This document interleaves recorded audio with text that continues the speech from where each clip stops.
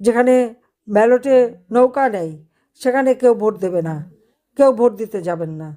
আমি আমার আওয়ামী লীগের সকল নেতাকর্মীদের বলবো যে যেখানে আওয়ামী লীগ ইলেকশন করতে পারছে না, ইলেকশন করতে দিচ্ছে না, আমরা ইলেকশন করতে চাই।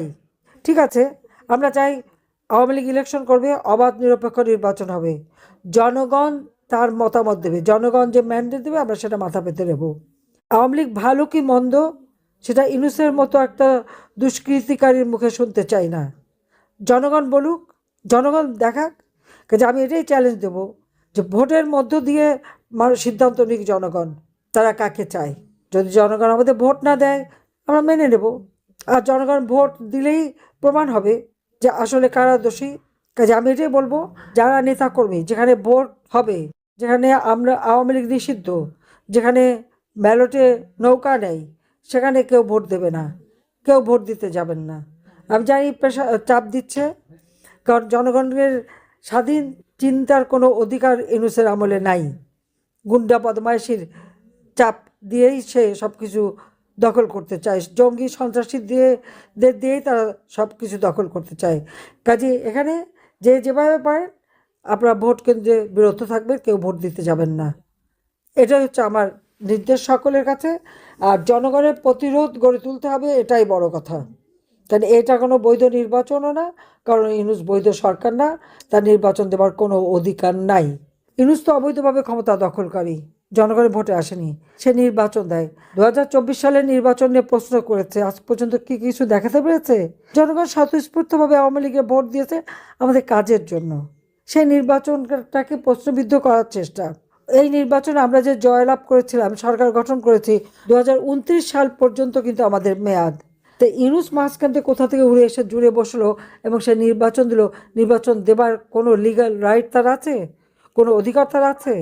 খুব বৈধ যোগ্যতা আছে, ক্ষমতা আছে? তা নাই। সবই ওই মব সন্ত্রাস আর জঙ্গির করেই তারা নির্বাচন দিচ্ছে।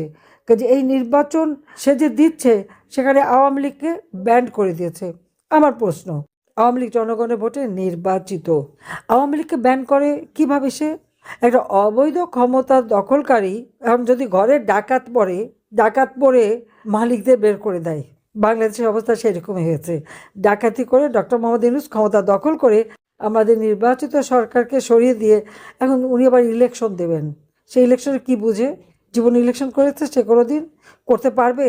আসুক না, নামুক না, যে কোনো একটা কনস্টিটুয়েন্সিতে নামুক, আবার যে কোনো একটা কর্মীর সাথে ইলেকশন করুক, জামানত বাজেয়াপ্ত হবে তাকে কেউ ভোট দেবে না। কারণ ওই জঙ্গিদের আর ওই সুদখোর গরিব মানুষের ঋণের চালে জড়িয়ে রক্ত চুষে খায়, তাকে কেউ ভোট দেবে না। আমি তাকে চ্যালেঞ্জ দিচ্ছি, সে আসুক না, জনগণের ভোটে নির্বাচিত হয়ে, তখন না বুঝবো।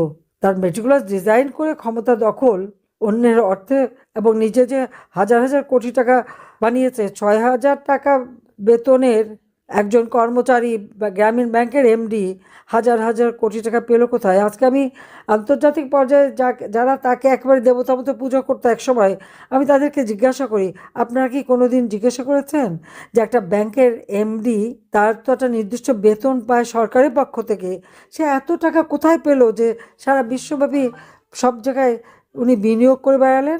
পা বেঁধে ঝুলিয়ে আগুন দিয়ে পোড়ানোর মতো নৃশংসতা এই ঘটনা বাংলাদেশে ঘটাচ্ছে তারা। প্রকাশ দিবলকে কুপিয়ে কুপিয়ে মানুষ হত্যা করে দিচ্ছে।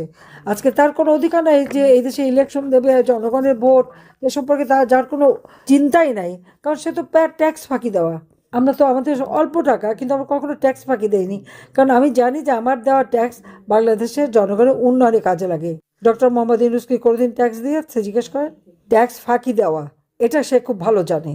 আমি তো জানতাম না যে আমি আমাকে দেশ ছেড়ে যাচ্ছি বা দেশ ছেড়ে কখনো যেতে হবে, কিন্তু আমাকে তো সেই বনবাসে রেখে গেছে। তারপর আমি আমার জনতার সাথে আছি, দেশের মানুষের সাথে আছি, কিন্তু ইউনূস কারো ট্যাক্স দেবে না। এর হাত থেকে আমাদের দেশকে রক্ষা করতে হবে, এটাই আমার কথা।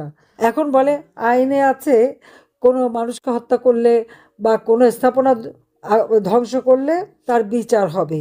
তাহলে আমার প্রশ্ন, যখন 2024 সালের জুলাই মাসে আন্দোলনের নামে মেট্রো রেল, বিটিভি ভবন থেকে শুরু করে বিভিন্ন এসে যে আগুন দিয়ে পোড়ালো, এবং যারা পুড়িয়েছে ইউনূসের সেই বাহিনীরা নিজেরাই স্বীকার করেছে, নিজেরাই বলেছে, গর্ব করে বলেছে যে মেট্রো রেলে আগুন না দিলে আর পুলিশ হত্যা না করলে তাতে বিপ্লব সফল হতো না। বিপ্লব কিসের? মেটিকুলাস ডিজাইনের মাধ্যমে ষড়যন্ত্র যেটা করে সেটাকে বিপ্লব বলে না। কাজে অপরাধীদের নিয়েই তার যাত্রা, অপরাধী নিয়েই চলা, জঙ্গি সন্ত্রাসীদের নিয়েই তার চলা, এটা হলো বড় কথা। কাজে এই অবস্থা থেকে দেশকে মুক্ত করতে হবে এবং সকলকে ঐক্যবদ্ধ থাকতে হবে।